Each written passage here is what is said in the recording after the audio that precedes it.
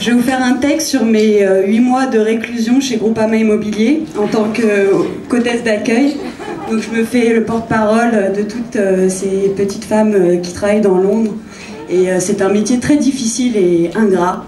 Je vous laisse savourer ce que j'ai pu endurer.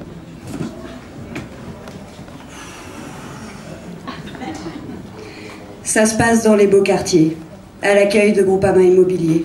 Loin d'un conte de fées, faut-il l'avouer, je ne compte plus les heures où je me fais chier. Je baille à défaut de brailler sur cet empire du bail coté, sagement vissé sur le bas-côté, je me dis tout compte fait qu'il est urgent de boycotter. Immobile est lié, je réceptionne, réquisitionne, joue la conne et même réponds au téléphone.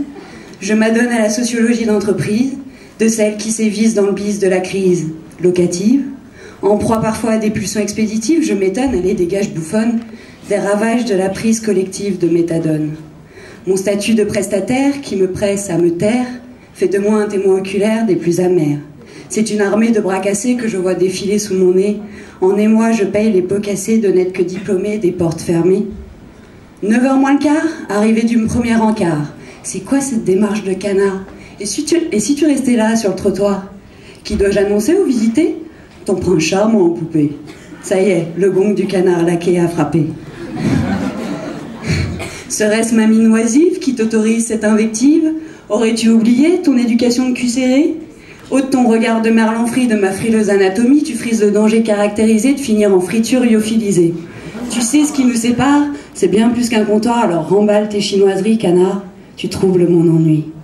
Tiens, v'là l'inimitable oui-oui. Il est à Groupama Comédie ce que 30 millions d'amis est à la ménagère amoindrie. C'est cuit, je peux pas zapper, je vais devoir me taper les élans alcoolisés de ces pantins limités.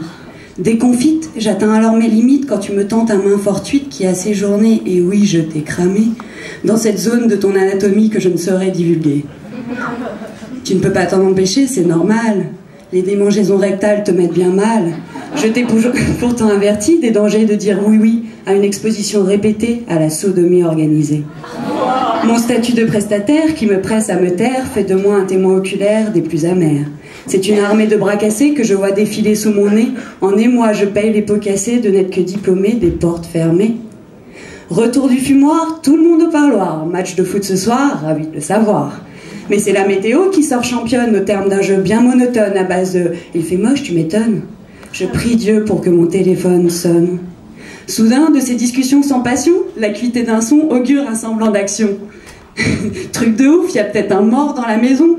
Encore mieux, un braquage façon Pulp Fiction. Ma chienne Pépette m'a refilé ses morpions. Ok, j'abandonne tout espoir de transgression.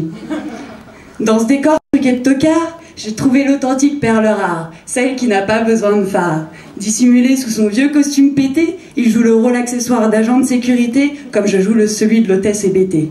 On sait bien que c'est pas le rôle de notre vie, contrairement à ces abrutis. Du coup, on s'est proclamé jury et on ne jure que par la raillerie.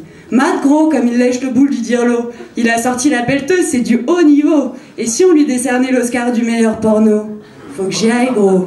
Enfin, je retourne à mon quartier de prolo. Mon statut de prestataire m'offre une distance salutaire, sans quoi je serais déjà sous terre et pas à faire des vers. Dans l'anonymat le plus complet, j'observe le dessin inanimé de ces picsous prêts à troquer leur si chère liberté de penser.